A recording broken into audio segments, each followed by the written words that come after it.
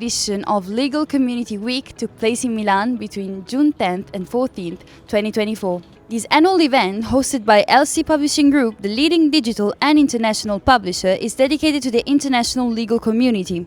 Legal Community Week featured 200 speakers who discussed the most relevant topics for private practice and in-house lawyers across 32 events, attracting over 5,500 attendees. In addition to the conferences, there were leisure events dedicated to networking, such as cocktail receptions, an award gala, and a music contest. In brief, Legal Community Week provided a forum for discussing the legal profession, market changes, professional innovations, and associated opportunities and challenges. Among which we can mention artificial intelligence, which has permeated both legal departments and law firms, becoming a valuable working tool for lawyers. How has AI reshaped your daily work routine? Hey Benedetta, thank you very much for the question. I'm happy to be here as every year. Listen, AI is, I would, if you asked me this last year, I would say almost nothing, no impact. But this year, with all the happenings in the world, with all the evolvement and the involvement of AI into our daily business routine, I would say no, it's impacting me so much. I'll give you just a small example, right? My little daughter, she never sends email, she never creates email on her own. She just gets into ChatGPT and who creates the email for her. Us in Siemens Energy, we are now creating a tool for the legal department. It's contract review mainly driven and due diligence as well. And this is something like phenomenal. It's really something that is impacting us, and this is the future, no doubt. What impacts will these tools have on the legal profession in the coming years? Definitely there will be a huge impact of the AI on the legal profession. First off, I'm sure nothing can replace the job of a lawyer, because we sit in meetings, we negotiate, we close deals, we get the proper loopholes of things, and we create the proper legal opinion as well to help the business. So AI definitely can help with the research side of things, definitely can help with the contract reviewing.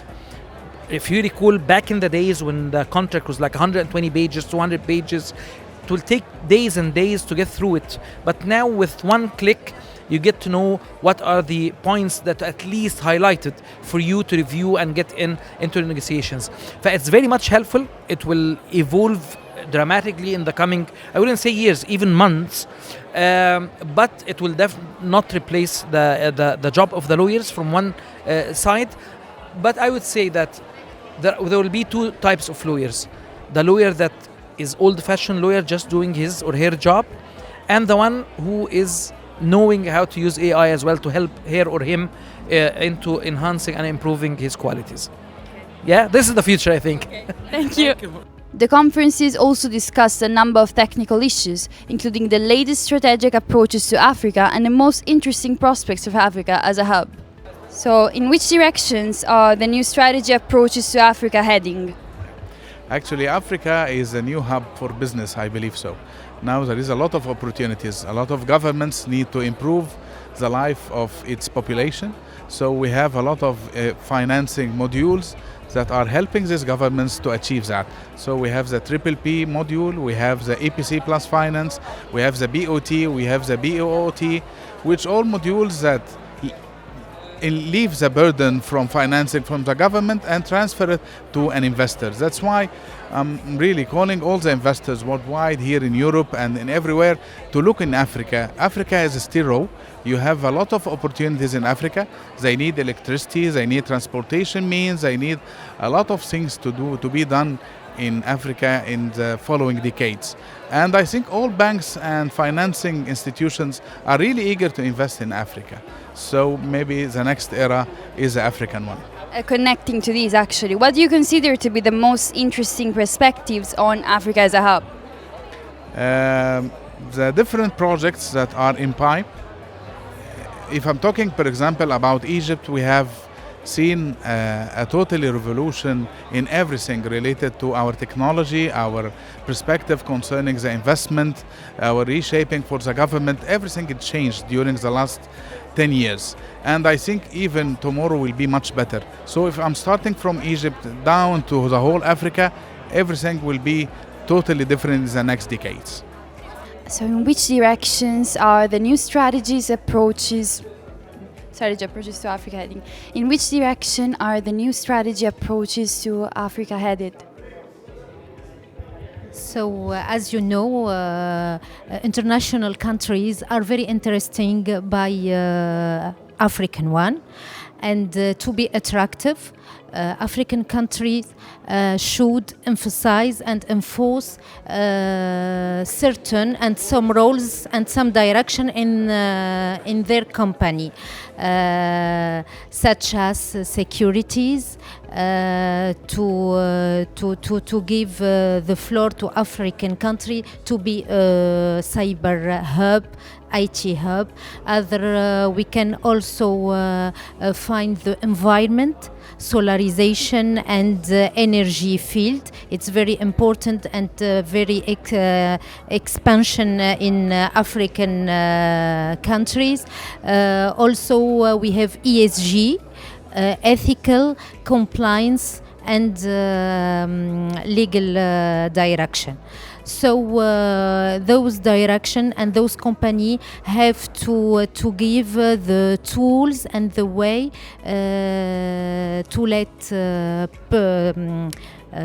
the expert, to let a person be more expert to master transaction, structural transaction, and to recognize it, to be recognized as a high value standards, and to be attractive to the European and American countries to invest in African countries.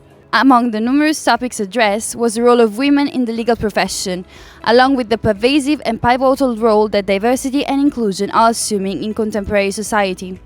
So, where do we really stand today in terms of gender equality in the legal field, and are there significant differences from one country to another? Yeah, thank you for the question. First of all, I'm based in Tunisia. I'm Tunisian and I'm based in a company headquartered in Tunisia. So when we talk about gender equality, probably some persons would tend to think that according to the geographical region, the answer would be different, but I don't think so. Actually, in Tunisia, for example, there are more women in law school than men. However, when it comes to managerial positions and higher level of the hierarchy, there are more men than women. So I don't know if there are any particular reasons, but I guess there's a lot of cultural background out there, and maybe a lot of work also from the institutions, the companies, who have to have this responsibility to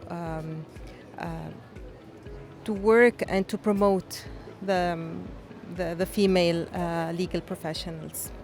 These were the main highlights for 2024 Legal Community Week edition. We look forward to next year's event, which will be held from June 9th to 13th.